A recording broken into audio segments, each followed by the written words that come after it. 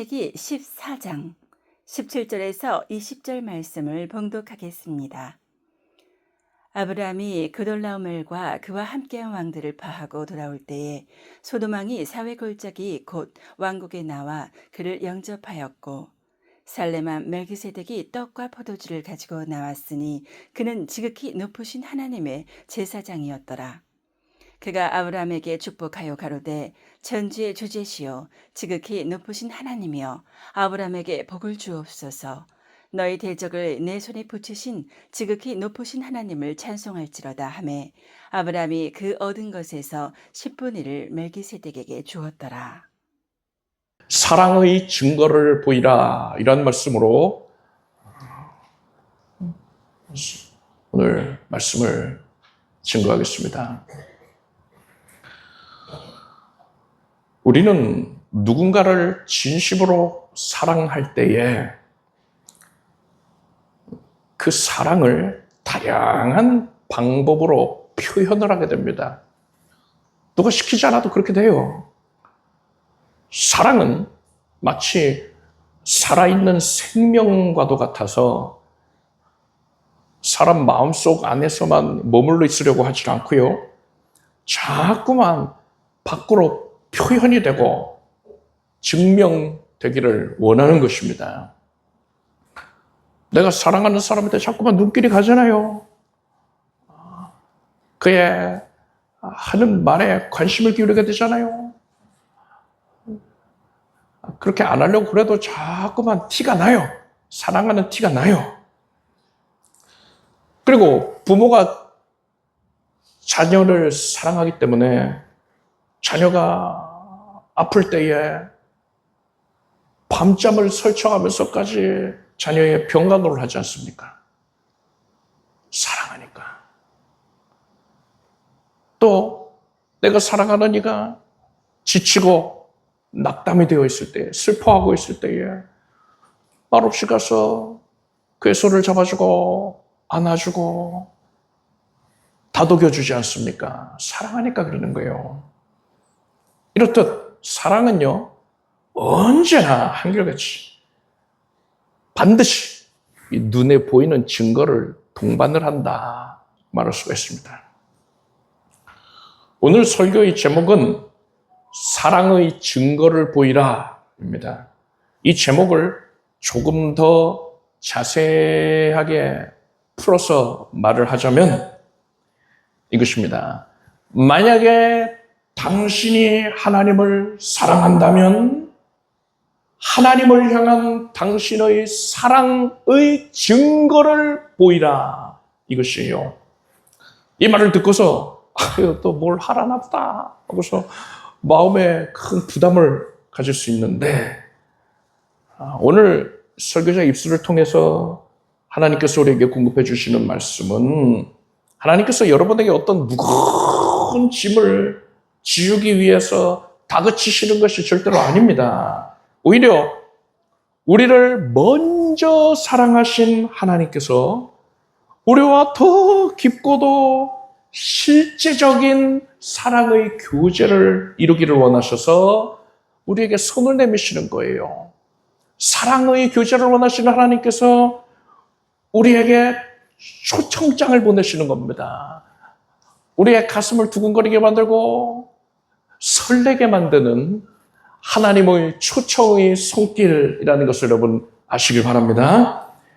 오늘 우리는 믿음의 조상이라고 할 수 있는 아브라함의 삶의 한 장면을 살펴볼 것이고, 그 가운데에서 교훈을 나눌 것입니다. 이를 통해서 여러분은 하나님을 향한 여러분의 사랑, 그 사랑의 증거들을 가득가득 채울 수 있게 되길 바랍니다. 우리가 하나님께 사랑의 증거를 보여드리기 전에 우리가 반드시 깨달아야 할 것이 있습니다. 그것은 우리 각자는 하나님께로부터 먼저 증거를 받았다는 거예요. 상상할 수도 없을 만큼의 사랑의 증거, 너무나도 명백한 증거를 받았다는 것입니다. 오늘 본문의 아브라함을 보십시오. 가나안 땅, 하나님께서 아브라함에게 가나안 땅을 주겠다, 너 내 자손에게 가나안 땅을 주겠다 이렇게 약속하셨잖아요. 이 가나안 지역에 아브라함이 거주할 당시에는요, 도시국가들이 난립해 있었습니다. 각 도시 하나하나가, 성읍 하나하나가 다 국가였어요. 가나안 북부에 강성한 나라들이 많이 자리 잡고 있었습니다. 그들이 연합을 해서 가나안 남부 지역을 쳐들어왔습니다. 그래서 남부 지역의 성읍들이 패배하고요, 또 초토화되고요. 남부 지역에서 소돔과 고모라가 있었는데 그 소돔성에 아브라함의 조카 롯이 살고 있었단 말입니다. 성읍이 무너지고 재물은 약탈을 당하고 성읍에 있던 사람들은 다 포로로 끌려갑니다. 말이 포로지 이제 노예 생활하는 거예요. 아브라함의 조카 롯과 그의 가족들이 이제 노예로 전락하게 된 겁니다. 이 소식을 들은 아브라함이 자기 집에서 데리고 있었던 장정 318명을 이끌고서 북부 연합군을 추격했습니다. 이거는 말도 안 되는 행동이에요. 여러분, 이 318명의 장정들이 정규군이 아니었습니다. 이들이 뭘 하는 사람들이냐? 목자예요, 목자. 평소에 양치는, 염소 치는, 가축을 돌보는 그런 일을 하는 겁니다. 그러다가 도적대가 나타나면은 준비하고 있었던 칼과 창을 꺼내드는 거예요. 그러면 도적대들이 이거 저항이 심상치 않은데, 그냥 칼 든 사람이 대여섯 명 정도면은 우리가 이길 수 있어 하고선 쏘라고 했는데 수십 명이 즉시로 칼을 꺼내들면은요, 여기서 우리가 이긴다 하더라도 피해가 막대하겠구나. 그냥 넘어가자 하고서는 가축대를 다 탈취하려다가도 단념을 하고 돌아가는 겁니다. 그런 식으로 즉시로 칼을 꺼내들 수 있게 준비를 시켜놓은 이들이에요. 그래야지 피해를 안 입으니까요. 그렇지만 그들이 싸움을 잘하느냐? 그건 또 아니란 말입니다. 목자들이라니까요. 정식 군대 훈련을 받는 자들이 아니란 말입니다. 그런 318명의 장정들을 이끌고서 가나안 북부 연합군을 상대하려고 했으니 이것은 불가능한 일이에요. 북부 연합군들은요, 당시에 남부 성읍들을 별다른 어려움 없이 점령을 했단 말입니다. 그러니 그 수가 수천 정도일 리가 없고요. 수만 명에 이르렀을 거예요. 그런데 318명으로 제대로 훈련도 안 된 자들을 이끌고 그들을 상대한다고요? 말도 안 되는 소리예요. 그런데 하나님께서 아브라함을 기뻐하셔서 아브라함과 함께 해주셔서 아브라함에게 큰 승리를 얻게 하셨습니다. 이것은 기적이에요, 기적. 아브라함이 밤중에, 깊은 밤에 318명을 이끌고 그 가나안 북부 연합군을 공격을 해서 급습을 해서 그들을 격퇴를 했습니다. 그래서 그 북부 연합군이 남부의 성읍들에서 탈취해 갔었던 모든 재물들, 그리고 포로들을 다 도로 찾아올 수가 있었어요. 하나님께서 아브라함에게 막대한 전리품을 얻게 해 주셨던 것입니다. 그렇게 아브라함이 큰 승리를 거두고 돌아올 때에 소돔 성의 왕이 어디 도망쳤다가 나라가 망했잖아요. 지금 탈취당하고 빈털터리 된 상태 아닙니까? 성읍도 무너져버리고. 그 소돔 성의 왕이 어디 도망갔다가 아브라함이라는 사람이 북부 연합군을 괴멸을 시키고서 지금 승전하며 해서 돌아오고 있다. 이 얘기를 듣고는 아브라함을 맞이하는 겁니다. 아브라함한테 잘 보여야지 떡고물이라도 있을 테니까요. 아브라함이 피해를, 자기가 피해본 그런 내용들을 또 많이 메꾸어 줄 수도 있을 테니까 아브라함이 원한다면은요. 그래서 소돔성의 왕이 벗은 발로 나가서 맞이하는 겁니다. 그런데 또 아브라함을 맞이한 자가 있었어요. 바로 살렘 왕 멜기세덱이었습니다. 멜기세덱이 떡과 포도주를 가지고 나와서 아브라함을 맞이합니다. 그리고 아브라함을 축복했어요. 여기서 갑자기 뜬금없이 멜기세덱이라는 인물이 등장하는 거예요. 이 멜기세덱의 정체가 도대체 뭡니까? 살렘의 왕이다 라고 했으니까 어떤 학자들은 예루살렘 그 도시국가의 왕이었나 보다 이렇게 생각하는데 그 틀린 말이에요. 성경을 몰라서 하는 말입니다. 히브리서에 멜기세덱에 대해서 이렇게 나와 있어요. 히브리서 7장 2절 이하를 보니까 아브라함이 일체 10분의 1을 그에게 나눠주니라. 그 이름을 번역한 즉 첫째 의의 왕이요 또 살렘 왕이니 곧 평강의 왕이요. 아비도 없고 미도 없고 족보도 없고 시작한 날도 없고 생명의 끝도 없어 하나님 아들과 방불하여 항상 제사장으로 있느니라 했습니다. 살렘은 여러분 샬롬입니다. 샬롬 인사하잖아요. 이게 뭡니까? 평안하세요. 하나님의 평안을 누리세요. 이거잖아요. 평강입니다. 평강. 그래서 살렘의 왕이다라는 것은 평강의 왕이다라는 뜻인 거예요. 예루살렘 지역, 그 여부수 지역의 왕이다. 그게 아니라 평강의 왕이다라는 뜻이었던 겁니다. 그리고 멜기세덱에 대해서 시작도 없고 끝도 없는 자다라고 했어요. 아니 사람 중에 시작도 없고 끝도 없는 사람이 누가 있어요? 일반적인 사람들 중에는 없지요. 그런데 유일하게 한 분 계십니다. 바로 예수 그리스도이십니다. 즉 멜기세덱은 예수님이신 거예요. 예수께서 육신을 입으셨을 때, 그러니까 유대 땅 베들레헴의 처녀 마리아의 몸을 통해서 예수께서 태어나셨잖아요. 그렇게 말씀이 육신이 되셨다 하시네요. 그렇죠? 육신이 되시다. 성육신 하신 겁니다. 육신을 입으신 거예요. 그렇게 신약 시대가 시작되지 않습니까? 그런데 예수께서 성육신 하시기 전에 구약 시대에도요. 예수께서 종종 성경을 보면요. 종종 사람의 모습으로 나타나셨습니다. 사람이 되신 건 아니에요.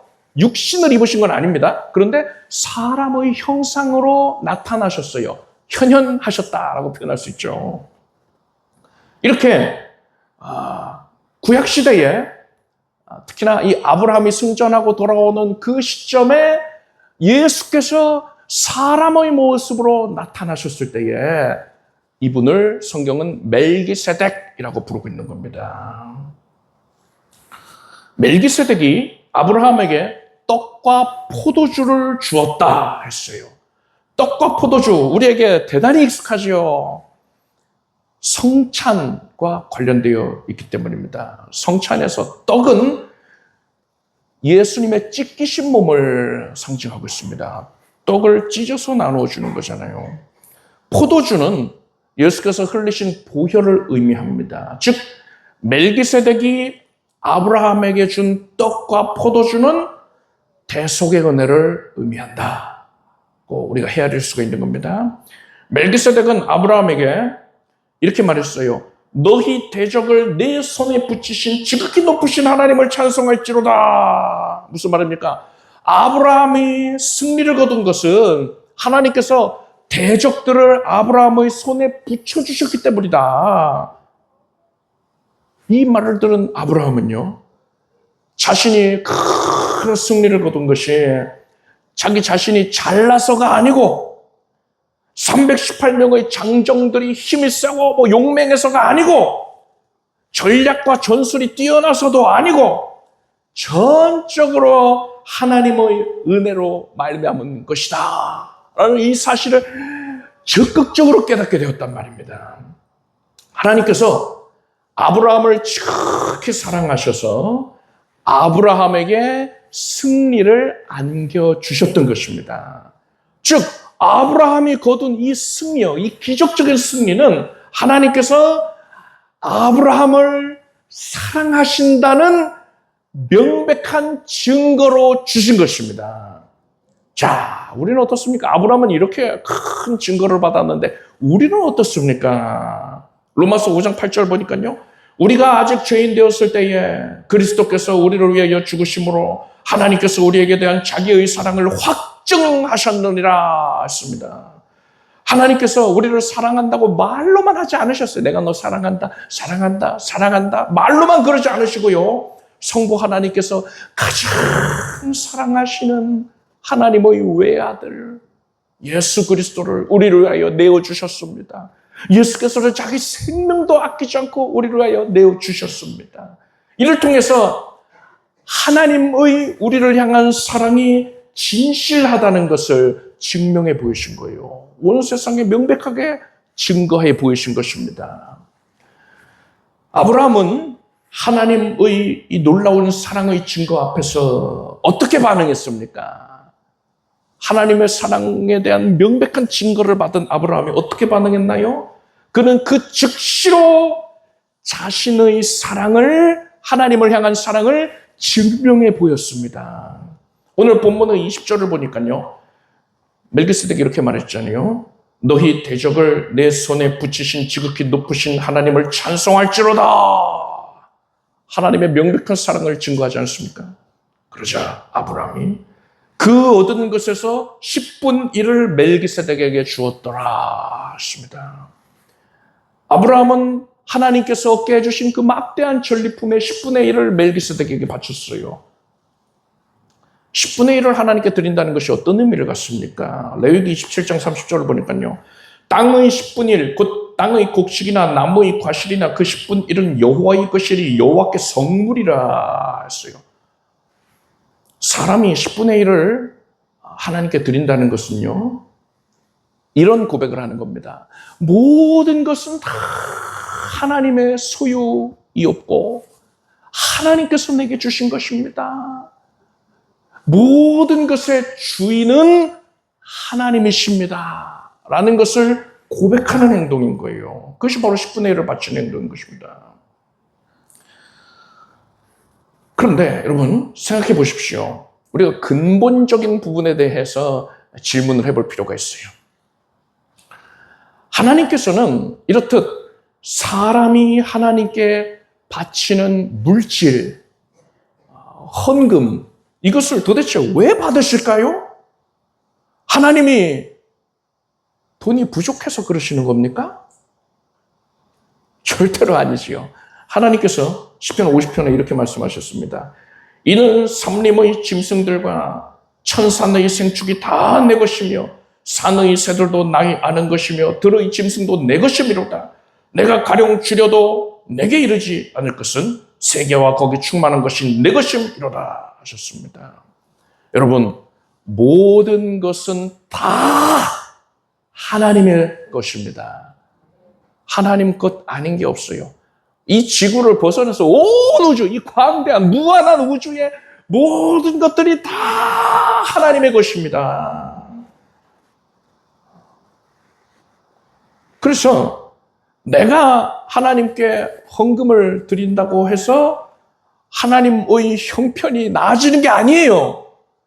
또 내가 하나님께 안 드린다고 해서 하나님께서 곤궁함을 겪게 되는 게 아닙니다. 그렇다면 하나님께서는 도대체 사람이 하나님께 바치는 이 물질을 왜 받으시는 거예요? 하나님께 필요 없다면서 왜 받으시는 거예요? 하나님은 그 물질 자체가 아니라 그것에 담겨있는 우리의 마음, 즉 사랑의 고백을 받으시는 것입니다. 예수께서 이렇게 말씀하셨습니다. 네 보물 있는 그곳에는 내 마음도 있느니라. 아멘 하시기 바랍니다. 진리입니다. 내가 소중하게 여기고 있는 것, 그것이 향하는 곳, 그 방향에 나의 마음의 방향성이, 목적이 반영이 되어 있다는 거예요. 그래서요, 어떤 사람이 물질을 소유하고 있는데 나는 하나님께 이 물질을 드리지는 않고 있지만 하나님을 정말 많이 사랑해요 라고 한다면 거짓말이라는 겁니다. 예수께서 그거는 사실이 아니다 하신 거예요. 내가 이만큼 갖고 있는데 요만큼 콩알만큼 하나님께 드리는 것이지만 그래도 난 하나님을 누구보다도 많이 정말 많이 사랑하고 있어요. 거짓말이라는 거예요. 보물 있는 것은 내 마음도 있다 하신 겁니다. 하나님은 우리 마음속을 다 훤히 꿰뚫어보고서 말씀하신 거예요.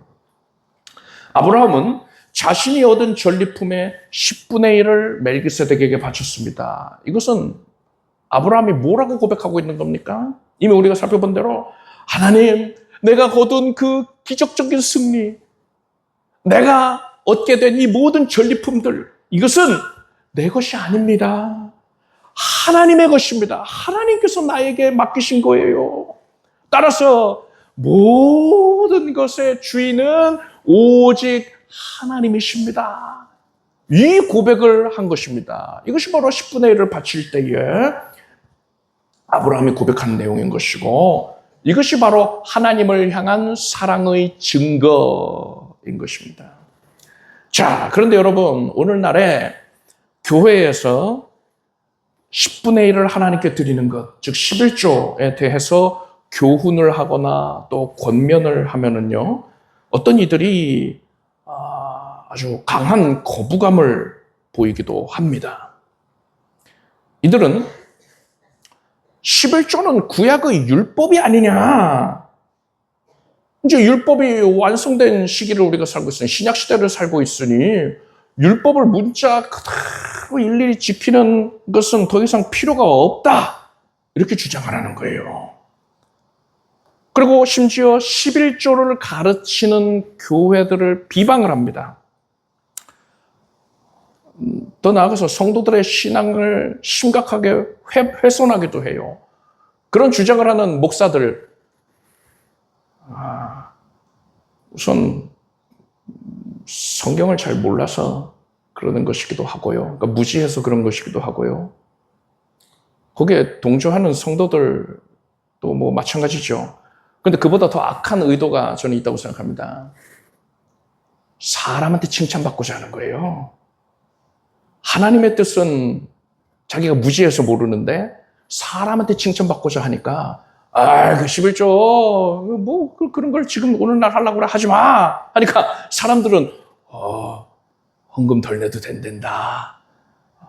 좋다. 하고서는 거기에 동조해서 이 시대에 참 목자입니다. 주의 종입니다 하면서 사람들이 칭찬을 하니까 그런 칭찬에 귀 기울이느라고 하나님으로부터의 칭찬이 아니라 사람한테 칭찬받으려고 그러는 거예요. 사람들도요, 그 말이 더 듣기 좋으니까, 자기 욕심에 부합하니까 그런 가르침을 따르는 겁니다. 결국 욕심에 이끌려서 그러는 거예요. 사람이 한번 그릇된 사상에 깊이 물들게 되면은 진리를 보여줘도 눈이 가려져서 못 봐요. 진리를 들려줘도 귀가 가려져서 못 들어요. 이런 안타까운 모습을 보이는 경우가 대단히 많습니다.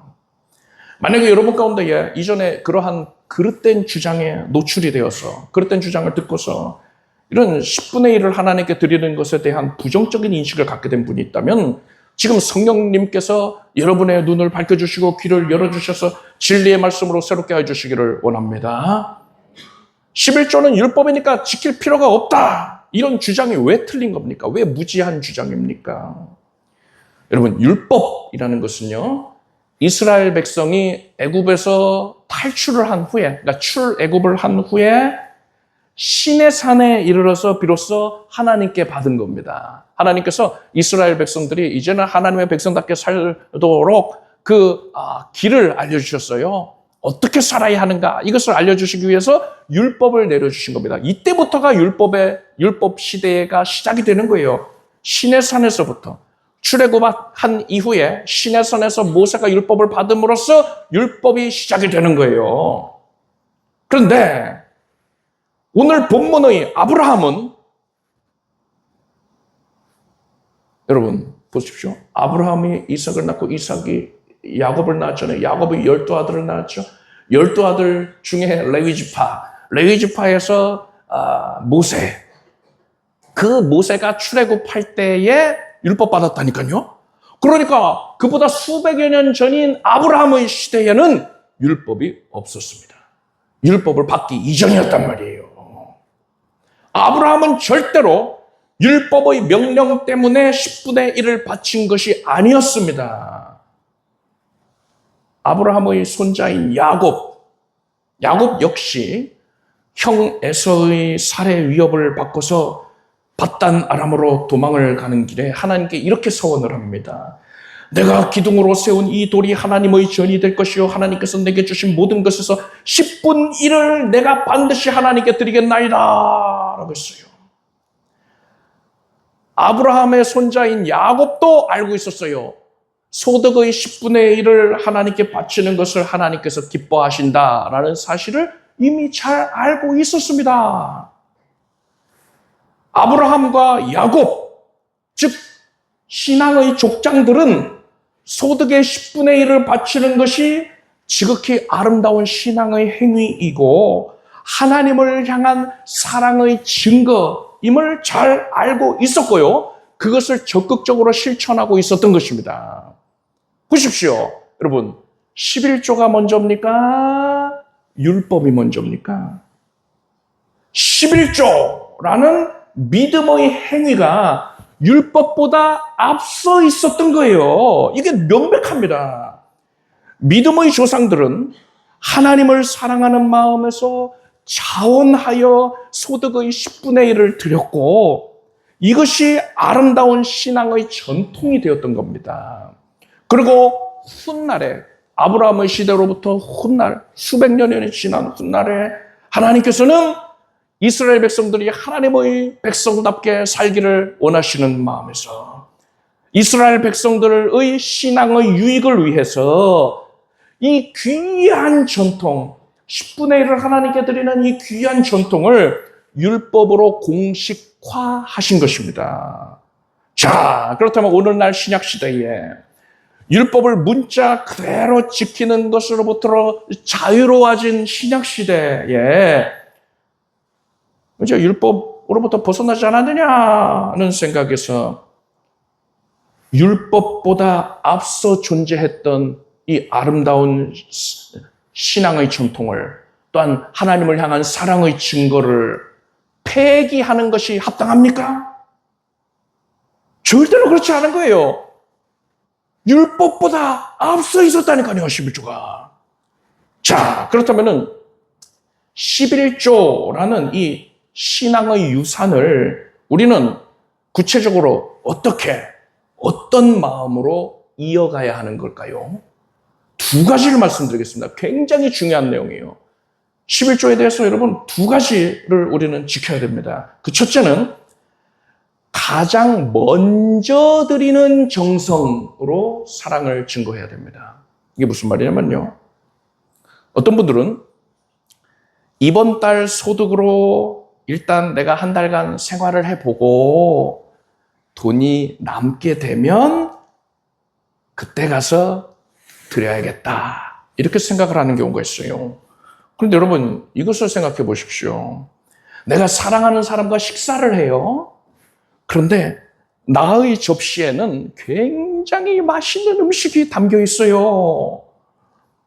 그래서 내가 먹기 전에 그것을 구별을 해서 내 사랑하는 사람에게 건네준다면 그가 고마워하지 않겠습니까? 내가 그를 진심으로 사랑한다는 것을 알고는 기뻐할 거예요. 그런데 여러분 보십시오. 맛있는 음식이 나왔어요. 내가 그것을 한참 식사를 합니다. 아이고 배가 불러라. 그러고서 내 접시에서 남은 것, 먹다 남은 음식 그거를 아이고 맛있는데 좀 먹어봐요 하고서는 건네준다면은 그가 기뻐하겠습니까? 물론 자기가 먹던 것보다 더 좋은 음식이니까 좋게 여길 수도 있겠으나 이건 신뢰예요, 신뢰. 그 사람이 나의 최우선적인 의미를 갖는 상대가 아니었던 겁니다. 먹다 남은 걸 준다는 거는요. 그런데 여러분, 사람과 사람 사이에서도 이렇게 이런 행동을 하면 안 되는 것인데 어찌 감히 하나님께 이런 행동을 하려고 하는 겁니까? 이것은 하나님을 사랑하는 게 아니라 하나님을 기만하는 거예요. 따라서 여러분은 하나님께서 여러분에게 물질을 얻게 하셨을 때에 그것을 다른 용도로 사용하기 전에 가장 최우선적으로 하나님께 구별해서 정성껏 드리기를 바랍니다. 가장 먼저 드려야 한다는 거예요. 이것이 바로 하나님을 향한 사랑의 증거인 것입니다. 11조에 대해서 우리가 알아야 할 두 번째 교훈은 우리는 순수한 마음으로 사랑을 증명해야 된다는 거예요. 순수한 마음. 여러분, 식사할 때에 사랑하는 자녀에게 내 음식을 내어준다고 생각해 보십시오. 내 접시에 정말 맛있는 부위가 담겨져 있어요. 그래서 자녀에게 이 부분을 잘라서 그것을 줄 때에 내가 이 맛있는 부위를 이렇게 내어주니까 나중에 이 아이가 자라서 나한테 더 많이 효도를 하겠지. 매달 얼마씩은 용돈을 주겠지. 이런 생각하면서 줍니까? 아니지요. 이런 의도에서 계산적으로 이 고기를 내준 게 아니에요. 부모는 그저 자녀가 맛있게 먹는 모습이 기뻐서 또 내 사랑을 이렇게 표현할 수 있다는 것에 감사하면서 고기를 내준 거예요. 이게 진짜 사랑이지요. 어떤 대가를 기대를 하고서 베푸는 것은 사랑이 아닙니다. 그거는 비즈니스적인 거래에 불과한 거예요. 하나님과의 관계에 있어서도 마찬가지입니다. 물론 하나님께서는요, 11조를 진실된 마음으로 성실하게 하나님께 드리는 자에게 하나님이 복을 내리겠다라고 약속을 해 주셨어요. 말라기 3장 10절을 보면요, 이것이 11조에 대한 유명한 구절 아닙니까? 만군의 여호와가 이르노라, 너희 온전한 11조를 창고에 들여 나의 집에 양식 있게 하고 그것으로 나를 시험하여 내가 하늘 문을 열고 너희에게 복을 쌓을 것이 없도록 붙지 아니하나 보라 하셨습니다. 내가 11조 잘하는 너희에게 복을 안 내리나 나를 시험해봐, 이렇게까지 말씀하셨어요. 그래서 11조를 성실히 하나님께 드리는 성도가 하나님이 기뻐하시겠지, 하나님께서 나에게 복을 내려주시겠지 라고 기대를 하는 것은 그것은 틀린 게 아니에요. 성경적이다라고 할 수 있습니다. 그렇지만 여러분, 우리가 하나님께 11조를 드리는 그 목적, 그 동기는요, 절대로 더 큰 복을 받기 위한 투자가 되어서는 안 된다는 거예요. 그것은 사랑의 교제가 아니잖아요. 비즈니스예요, 비즈니스. 어떤 교회들에서는 11조를 독려할 때, 여러분 11조 해보십시오. 그러면 이렇게 복 받아요 하면서 간증하는 내용들 있잖아요. 어떤 누구 장로님은 이렇게 했더니 복 받았네. 누구 권사님은 이렇게 했더니 복 받았네. 어려운 환경에서 그렇게 했더니 복 받았네. 열거를 하잖아요. 그래서 여러분 11조 하면 복 받는 거예요. 아멘 하게 합니다. 그게 틀렸다는 건 아니에요. 틀린 건 아닙니다. 분명히 하나님이 11조 하는 자에게 복 주겠다고 말씀하셨으니까요. 그런데 그런 식으로만 유도를 하면은요, 그런 방향으로만 주목하게 만들면은요, 그 근본 목적이 사랑의 교제에 있는 것이 아니라, 사랑의 증명에 있는 것이 아니라 그냥 복 받으려고 그러는 거예요. 하나님을 복 주는 자판기로 여기는 겁니다. 비즈니스적인 관계로만 여기는 거예요.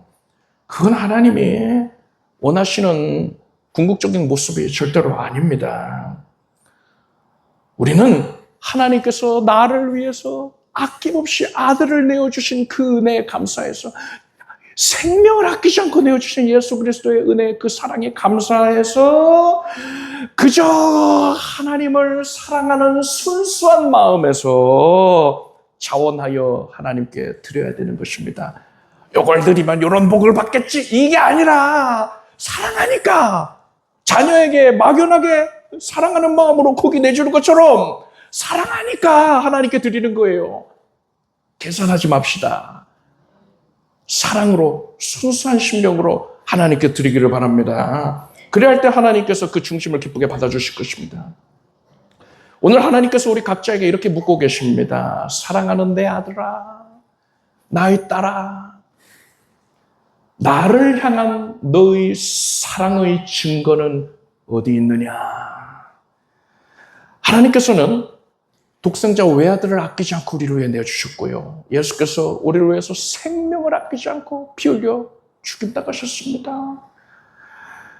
하나님께서는 우리를 향한 하나님의 사랑의 증거를 명확하게 보여주셨어요. 이제 우리는 그 사랑에 응답해야 됩니다. 아브라함이 응답한 것처럼 우리도 응답해야 돼요. 내가 귀하게 여기고 있었던 부분을 가장 우선적으로 그리고 가장 기뻐하는 마음으로, 사랑하는 마음으로, 순수한 마음으로 하나님께 기꺼이 내어드려야 되는 겁니다. 이를 통해서 여러분의 삶 가운데에 여러분이 하나님을 사랑하는 그 사랑의 증거들이 넘쳐나게 되길 바랍니다. 그래서 하나님께 큰 영광이 되고 여러분의 삶 가운데에는 나를 사랑하는 자가 나의 사랑을 입을 것이라 하셨으니까요. 사랑의 증거가 넘쳐나는 만큼 하나님께서 더 큰 사랑의 증거를 나타내 보여주실 것입니다. 하나님께서 아브라함을 사랑하셔서 승리 얻게 하신 것처럼요. 하나님께서 여러분을 얼마나 사랑하시는지 그 증거를, 명확한 증거들을 여러분의 삶 가운데 풍성히 나타내 보여주실 것입니다. 기도하겠습니다. 하나님, 사랑합니다. 하나님의 사랑에 기쁨으로 반응합니다. 이제 우리의 삶 가운데에 귀한 것들을 최우선적으로 하나님께 내어드림으로써 자원해서 작정해서 사랑하는 마음으로 순수한 심령으로 내어드림으로써 주님을 기쁘시게 해드리게 하여 주시옵소서. 하나님을 향한 사랑의 증거가 넘쳐나고 하나님께서 우리를 향한 사랑의 증거도 우리의 삶 가운데 풍성히 넘쳐나게 하소서. 예수님의 이름으로 기도드립니다. 모두 자리에서 일어나십시오. 가슴에 손을 얹으십시오. 아픈 곳에 손 얹고 간절한 소원을 품고 믿음으로 기도하겠습니다. 하나님, 오늘날 우리가 주 앞에서 살아있는 하나님의 말씀을 대하고 말씀의 믿음으로 반응함으로써 참 하나님이 기뻐하시는 살아있는 예배요, 신령과 진정의 예배로 영광을 올리게 해주셔서 감사드립니다. 우리의 속사람을 능력으로 강건하게 해주시옵소서. 지금 예수 그리스도의 영께서 우리 안에 들어오셔서 말씀으로 역사하셔서 모든 부정적인 생각들을, 그릇된 것들에 사로잡혀 있었던 우리의 옛 모습들을 모든 결박으로부터 풀어주시나이다. 예수께서 나를 낫게 하셨습니다. 자유케 하셨습니다. 모든 우울감이 사라질 것이고 그릇된 정죄감이 사라질 것이고 불안과 답답증이, 공포감이, 두려움 사라지고 이제 예수 안에서 지극한 평안을 누리게 해 주시옵소서. 하나님께서 주의 자녀들에게 믿음, 소망, 사랑이 넘쳐나게 해주시나이다. 주 예수 그리스도의 이름으로 아브라함이 그랬던 것처럼 크나큰 승리를 거두게 하시고 막대한 전리품을 얻게 해주시나이다. 영적인 전쟁에서 승리해서 큰 전리품을 얻게 될지어다. 하나님께 열심으로 헌신하고 사랑의 증거들을 보이게 될지어다. 연약한 육신 위에 손을 얹었습니다. 하나님께서 고쳐주셔서 감사드립니다. 나의 하나님께서 나를 고치셨습니다. 세상 의술이 못 고치는 부분까지도 하나님이 고치셨습니다. 지금은 생명 충만할지어다. 지금 모든 흉악한 결박이 사라져라. 암세포도 사라지고 혹과 종양이 다 사라지고 염증도 사라지고 통증도 사라지고 모든 수치는 정상이 될지어다. 하나님의 은혜로 우리 온 성도들의 성경과 말씀 안에서 강건함을 누립니다. 하나님의 일을 하는 데에, 예배 생활하는 데에 어려움이 없겠습니다. 각 가정에 큰 은총 내리셔서 많은 것들을 거두고서 하나님께 영광 올리게 하소서. 온 가족들이 나아가는 걸음걸음을 복되게 하여 주시옵소서. 닫혀있던 모든 것들이 활짝 열려지게 하소서. 하나님의 사랑의 증거가 분명히 드러나게 하소서. 주의 자녀들은 물질로 인하여 궁극함을 겪지 않게 해주시옵고, 하나님이 주신 은총으로 인하여서, 하나님이 기름지게 하심으로 인하여서 후회되어 누르고들어 넘침으로 말미암아서 주께 더 열심으로 헌신할 수 있게 해주시옵소서. 예수님의 이름으로 기도드립나이다. 믿은 대로 될지어다. 하나님께 박수 올리겠습니다. 자리에 앉으십시오. 준비하신 예물을 정성된 마음으로 하나님께 드리겠습니다. 드리신 예물 위에 축복 기도하겠습니다. 하나님, 하나님의 사랑에 감사드립니다. 하나님께 기쁨과 정성으로 하나님을 순전히 사랑하는 마음으로 헌신합니다. 모든 것을 주님께서 주시었고 모든 것은 주님의 소유입니다. 그것을 고백하며 드립니다. 거두어 주시고 하나님을 향한 사랑의 증거로 인정해 주시고 우리의 삶에 하나님의 사랑의 증거로 충만하게 해주시옵소서. 예수님의 이름으로 기도드립니다. 우리 주 예수 그리스도의 무한하신 은혜와 하나님 아버지의 사랑과 성령님의 교통하심이 거룩한 주일 예배에 함께한 사랑하는 성도들 위해 영원토록 함께 없으기를 축원합니다.